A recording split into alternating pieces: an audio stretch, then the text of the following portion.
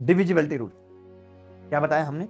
Divisibility rule यानी भाज्यता के नियम।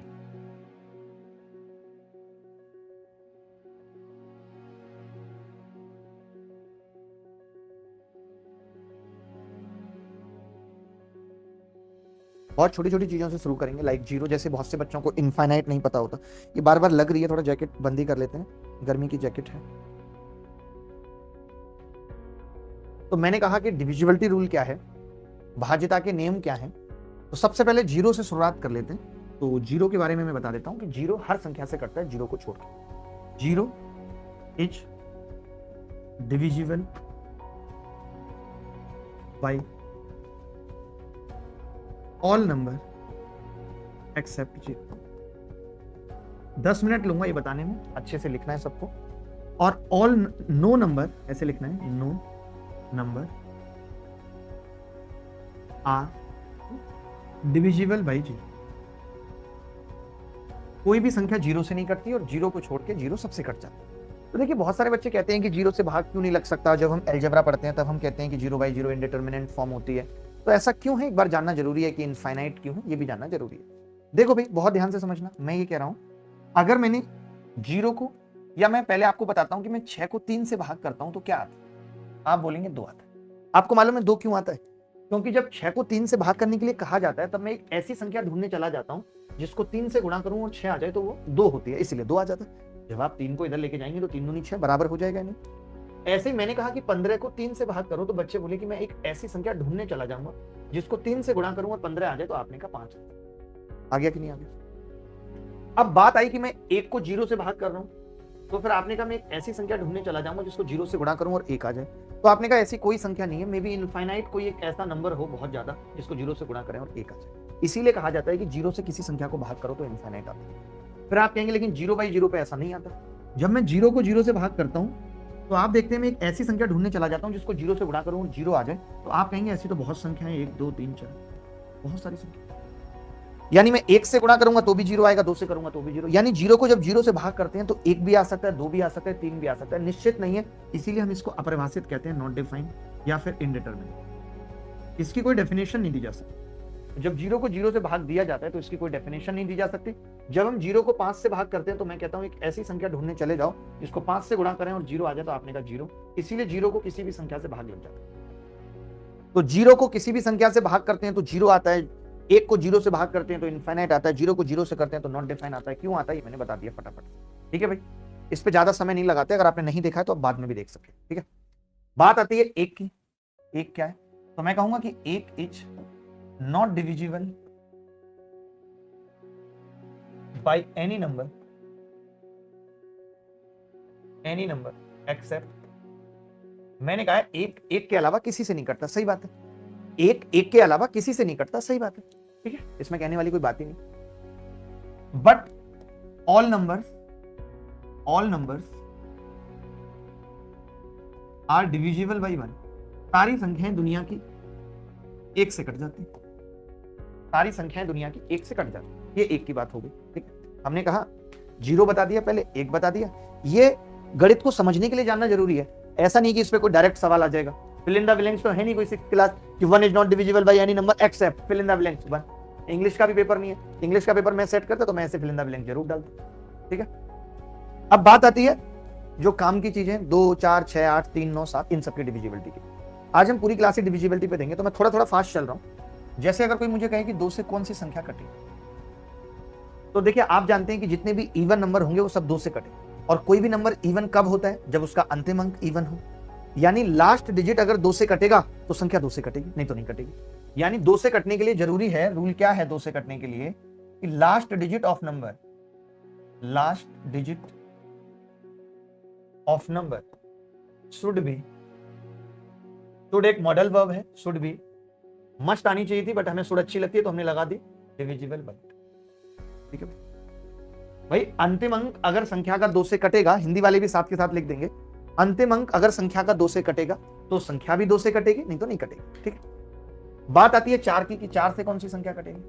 तो जैसे 4 क्या है, बेसिकली 2 की पावर 2 है, यानी 2 बार कटना चाहिए। 2 बार कटने का मतलब है कि अगर अंतिम 2 अंक 4 से कटेंगे, यानी कि लास्ट ये सारी चीजें भी सवालों में इस्तेमाल होंगी, फिर मत कहना ऐसा क्यों कर दिया, इसलिए इसको समझना और नोट करना बहुत जरूरी है। खिचड़ी खाई है तो डकार आ गई उसकी, इन पड़ी हुई थी बहुत। Last 2 digit of number should be divisible bye. आज तक मुझे ये समझ नहीं आया कि पैसिव वॉइस है या नहीं, जबकि शुड भी आ रहा है, पैसिव होना चाहिए, और पैसिव है तो फिर वर्ब की थर्ड फॉर्म क्यों नहीं आ रही। लेकिन हम इतना दिमाग नहीं लगाते क्योंकि ये गणित है या इंग्लिश फेल हो जाती है। तो ये शुड भी आ रहा है, अब पता नहीं, इसका मेरे को ज्यादा आइडिया नहीं है और मैं लेना भी नहीं चाह रहा हूं, सबसे बड़ी बात। ठीक है, जब 8 की बात आ रही है तो 8 2 की घात 3 होता है, तो हम सीधे कह सकते हैं कि भाई last 3 digit of A number should be divisible bye. हमारे स्कूल में भी बहुत सारे टीचर होते थे जो इन कॉमाओं का बहुत इस्तेमाल करते थे, वो जानबूझ के ऐसे लिखते थे, और भाई साहब बच्चे ने अगर सेम कॉमा लिख दिया तो धड़ाम धड़ाम। एक माथुर मैडम थी, मुझे आज भी याद है, वो खुद तो ऐसे कॉमा लगा देती थी, और अगर आपने लिख दिया तो भाई साहब गांठें तोड़ती थी। बताओ, पता नहीं कैसे टीचर होते थे पहले। अब कोई टीचर मार के दिखाए किसी को। 2 की घात 4 16, last 4 digit should be divisible bye 6। ऐसे 32 का भी बना सकते हैं, बट जरूरत नहीं है, अभी आपको इतना ही लिखना है। कोई संख्या 2 से तब कटेगी जो उसका अंतिम अंक 2 से कटेगा, कोई संख्या 4 से तब कटेगी जब उसके लास्ट के 2 अंक 4 से कटेंगे, कोई संख्या 8 से तब कटेगी जब उसके अंतिम 3 अंक 8 से कटेंगे, कोई संख्या 16 से तब कटेगी जब उसके अंतिम 4 अंक 16 से कटेंगे। इतनी सी बात है। यहां तक अगर सबको समझ आ गया तो हम आगे बढ़ेंगे, नहीं तो नहीं। यहां तक समझ गए मैं आपके भाई? चलो अब हम आगे बढ़ते हैं, और हमने 2 3 4 8 का सीख लिया, थोड़ा जल्दी जल्दी बात कर लेते हैं। अब हम बात करते हैं 5, एक साथ बात करेंगे 25, एक साथ बात करेंगे 125। आपको पता है कि 5 से वो संख्या कटेगी जिसके लास्ट डिजिट 5 से कटना चाहिए। लास्ट डिजिट अगर 5 से कटेगा तो संख्या 5 से कटेगी। लास्ट डिजिट 5 से कटना चाहिए तो संख्या 5 से कटेगी। 25 के केस में क्या है, लास्ट 2 डिजिट 25 से कटने चाहिए तो संख्या 25 से कटेगी। उसके बाद लास्ट 3 डिजिट 125 से कटने चाहिए तो संख्या 125। ऐसे 625 का भी लिख सकते हैं। यानी अगर कोई संख्या 5 से कट रही है तो उसका अंतिम अंक क्या हो सकता है, 0 या 5 हो सकता है, यूनिट डिजिट। वही संख्या 5 से कटेगी जिसका अंतिम अंक 5 से कट रहा है। वही संख्या 25 से कटेगी जिसके अंतिम 2 अंक 5 से कट रहे हैं। वही संख्या 125 से कटेगी जिसके अंतिम 3 अंक 125 से कट रहे हैं। सर पूरा अर्थमेटिक पढ़ाएंगे ना? पता नहीं ये कौन से लोग हैं एक ही दिन में पूरा अर्थमेटिक पढ़ना चाहते हैं। ये वो लड़के हैं जिनकी शादी तय होती है तो जरा सा भी इंतजार नहीं होता, कह रहे गोद भी उसी दिन भरेंगे, तिलक भी उसी दिन भरेंगे, कह रहे फेरे भी 10 बजे तक कंप्लीट करा के 12 बजे हम दोनों को रूम में भेज। इतनी क्या जल्दी है? पंडित पूछता है कौन सा भूकंप हो रहा है यहाँ जो 3 घंटे और नहीं रुक सकते? बट जी वो बात नहीं है, सुबह 3 बजे ना नींद सी आती है। मैंने पापा की शादी का वीडियो देखा था, पापा तो फेरों पे ही सो गए थे, मम्मी इतना उंगली ऐसे ऐसे करके जगा रही थी, अभी से मत तोड़ रहे। ये बताओ, एक क्लास में हमें मजबूर करते हैं। आगे बढ़ते हैं, हमने 5 पढ़ा, ठीक है। इसके बाद हम पढ़ते हैं 3। तो 3 और 9 का डिविजिबिलिटी आपने पढ़ा होगा कि सम ऑफ डिजिट, ये सबसे इंपॉर्टेंट है, सबसे ज्यादा इस्तेमाल इनका है और सबसे ज्यादा इंपॉर्टेंट है। जब अभी मैं बताऊंगा कि कैलकुलेशन में इनका किस तरीके से इस्तेमाल है तब आपको पता चलेगा कि sum of digits must be divisible by 3।